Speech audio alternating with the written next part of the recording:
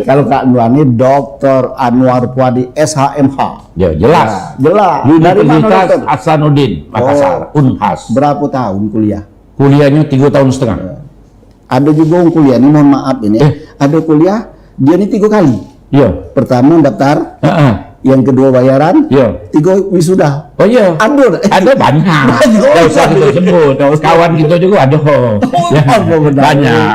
Banyak. Nggak usah sebut itu. Kalau aku itu jelas. Jelas. Ya. Dan ya, periode aku tahun 2015 yang lulus cum laude cuman aku.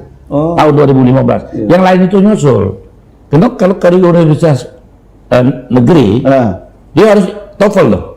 Oh, harus ada. Jadi ngikutin TOEFL. Iya. TOEFL itu minimal 550. 550.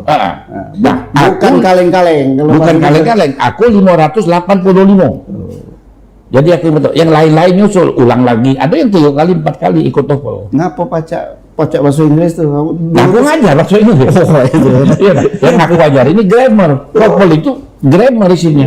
Jadi kalau ngaku dokter, Iya. S3 universitas negeri, nggak baca bahasa Inggris, dia bohong. Iya. Berarti dia harus menguasai TOEFL 550. Aja aku bahasa Inggris. Apa itu? Iya. Iya.